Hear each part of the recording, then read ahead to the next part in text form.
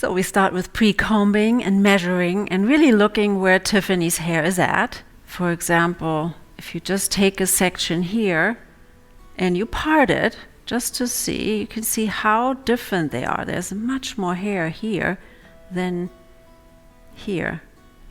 Also, you can feel it, right? And so yeah, it's basically really looking for unevenness just so you know what's happening before you get started.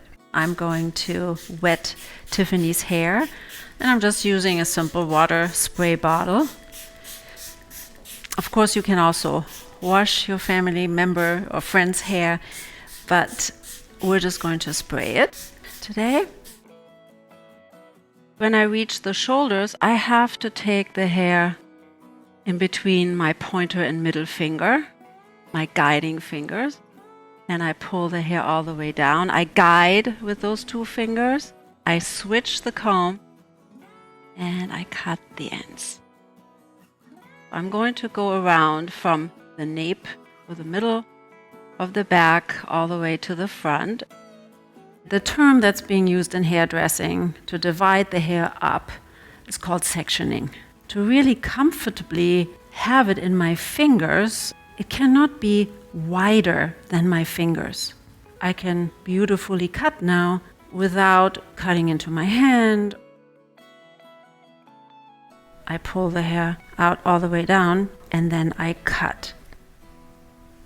So we're close to the ear, and we always want to make sure there's no hair trapped behind it. So I'm going to double check here. That was good. And when we're past the shoulder, we can ask our friend to stand straight again and look straight forward. It's just for the back line. It's important to have the head tilted forward so we have a nice line, like a mini undercut, how it's called in hairdressing.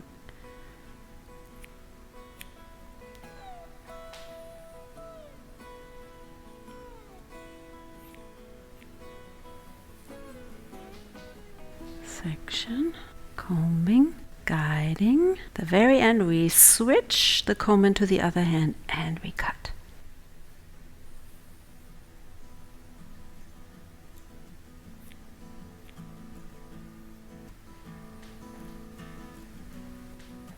Section, comb, guide, switch just before cutting.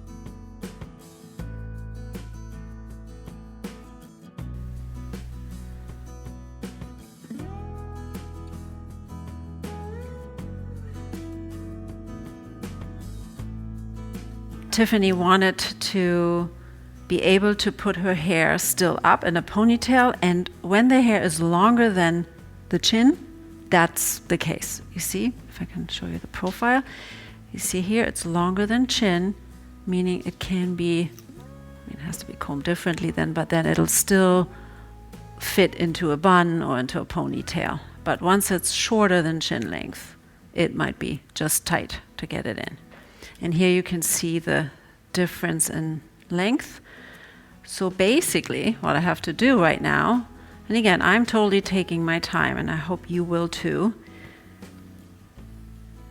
I have to cut a little bit more off the back, but not the front. Again, still like staying on the conservative side. And then here you can see now I'm cutting not all of this off right now. Now I have to blend it because we want to have a slow gradation.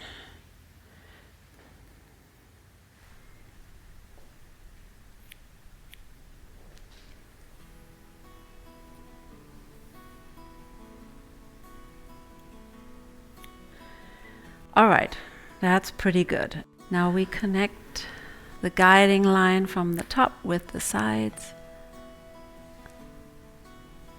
And again, we don't want to cut this off because that's our tip. That's important.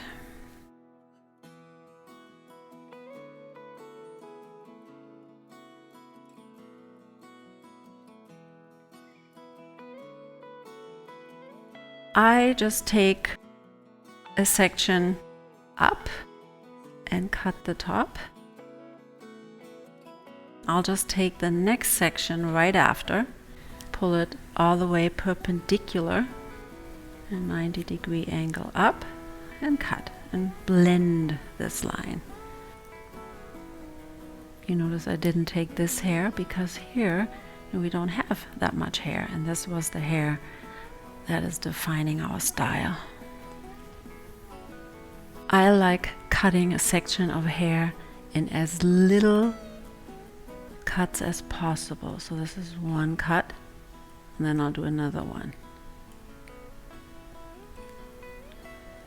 It feels gentler, it feels more soothing, and it certainly connects the hair better with one another.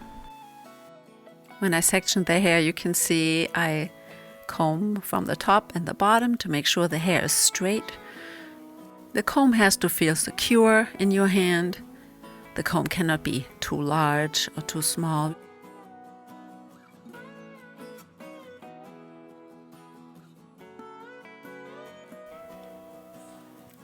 Now I'm connecting the sides with the back. I changed my position slightly.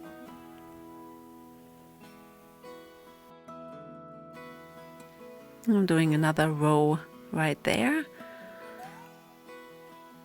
It's not quite in the center. Again, it's just blending the center with the sides.